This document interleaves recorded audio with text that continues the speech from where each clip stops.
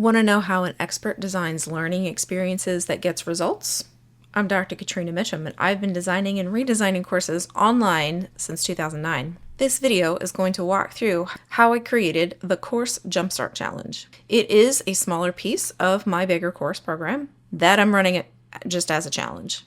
So this video isn't about creating a full course, it's going to be about just creating a smaller piece, but by the end, you'll get to see one small step in creating a course. I could run the Jumpstart as its own course. I could. What the Jumpstart is, again, in and of itself, isn't about creating a full course. It is about creating validation so that by the end, you'll have validation questions and a plan for who to ask. That's it. So that's why I'm keeping it simple for this particular video. It is also the step that most people skip, and in my opinion, the step that actually helps the most. Okay, so step one is I started with the action. What will they be able to do at the end? And so I'm doing this in Miro, but I'm going to largely be copying and pasting so we can keep this quick. So at the end, they'll have a list of validation questions that target what they think that they're going to teach in the course and a plan for who to ask and how to ask it, because targeted market research is critical to creating a successful course. So that is the behavior change, right, that I was talking about a few weeks ago.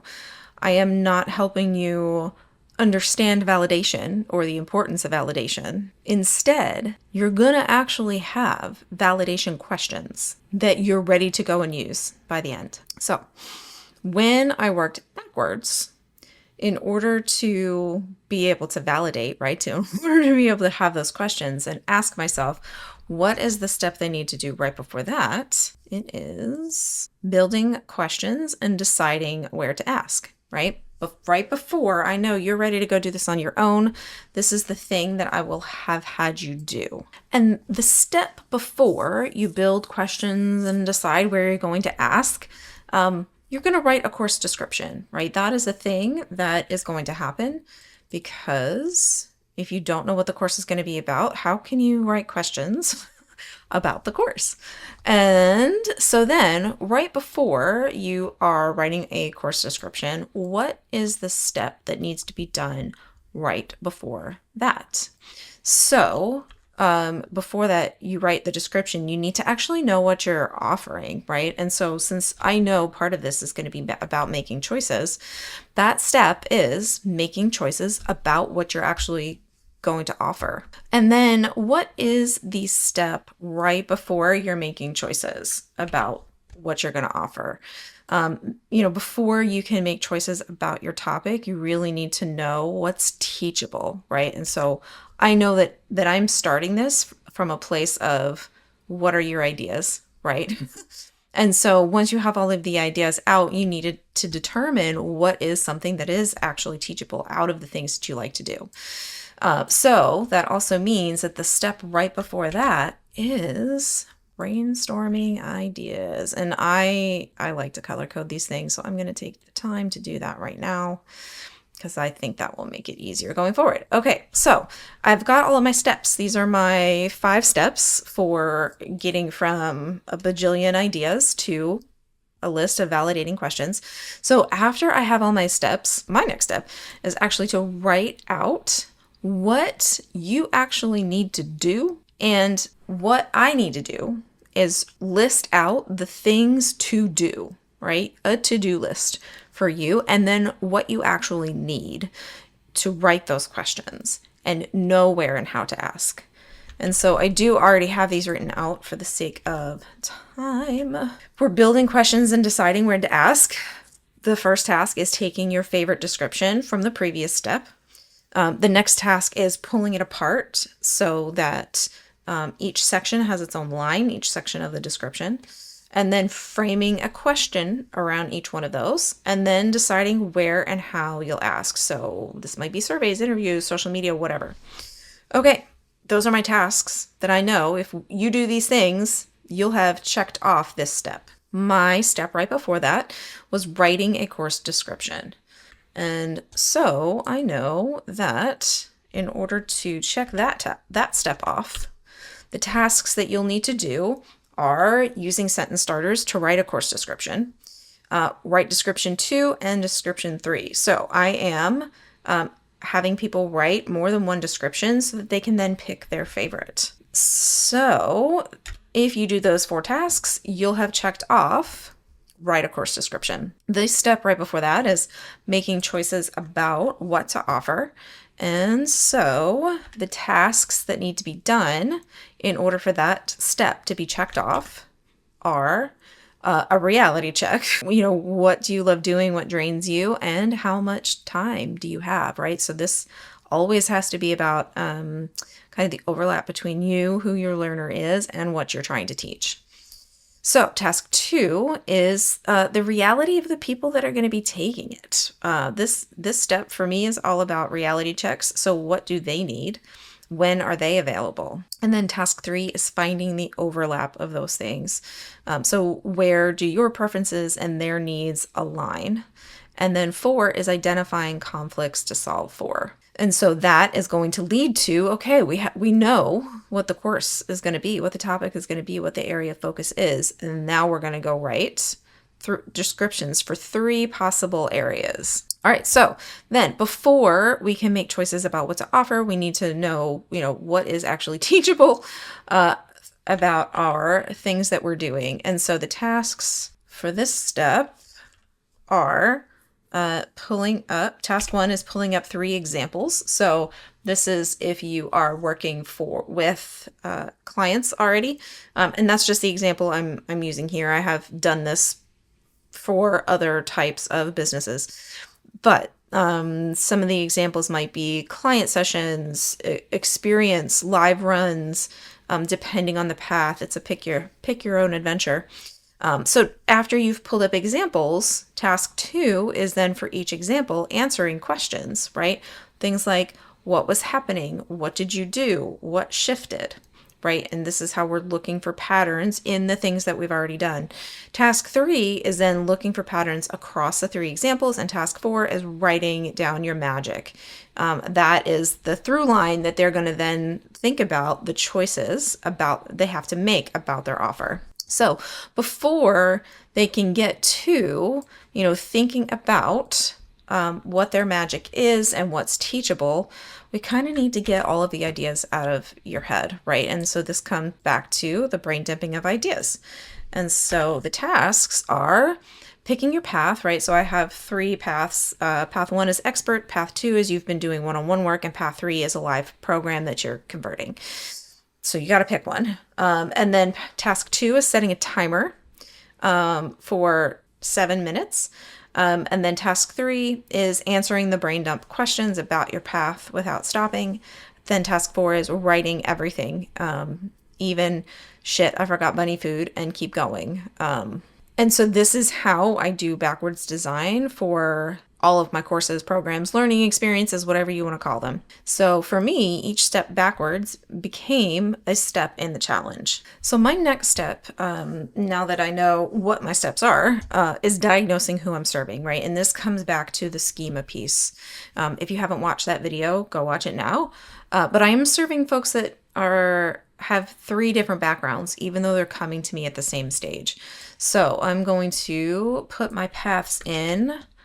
So my first path is, let me zoom in a little bit on that. So path 1 is experts who've done the thing, right? But they're new to adding courses to their business.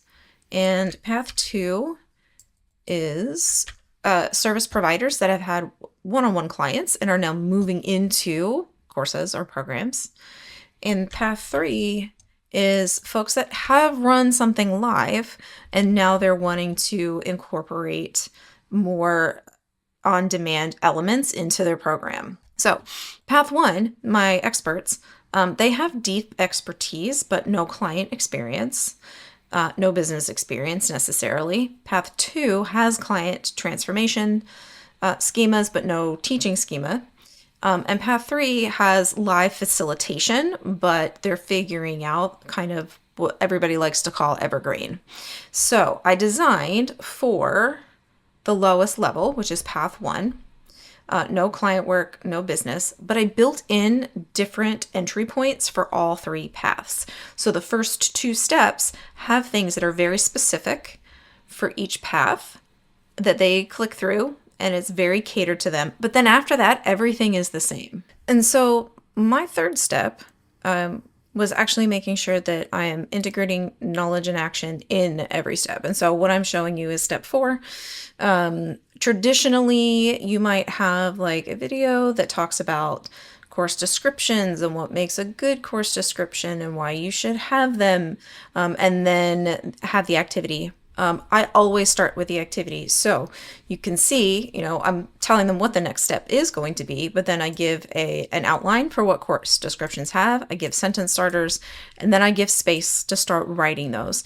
I do have a video that goes over this, but the content is always about how to do the action, and I sprinkle in why the action is important as I go. Step 4 for me was going through and making sure that I'm keeping the cognitive load manageable. And so this is really about the chunking piece of this work.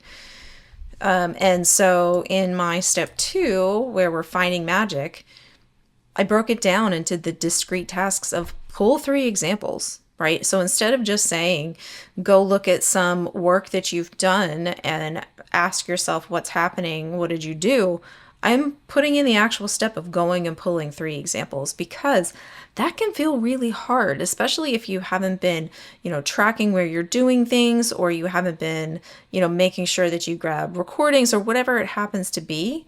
Going and finding examples of your experience or live runs or, whatever their path happens to be. If I lump the examples in with analyzing the examples, then they might get stuck, right? Like, let's just go and find them.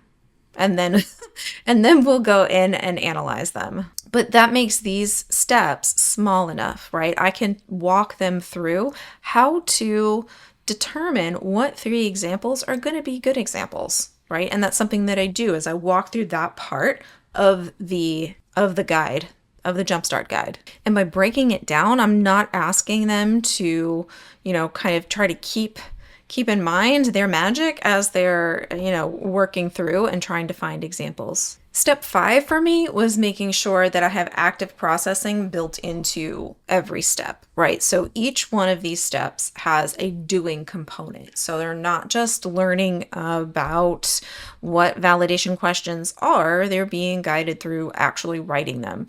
A thinking component. So each one of these, once I made the actual document, each one of these has questions. Some of them have questions built in here, questions that they're going to be answering.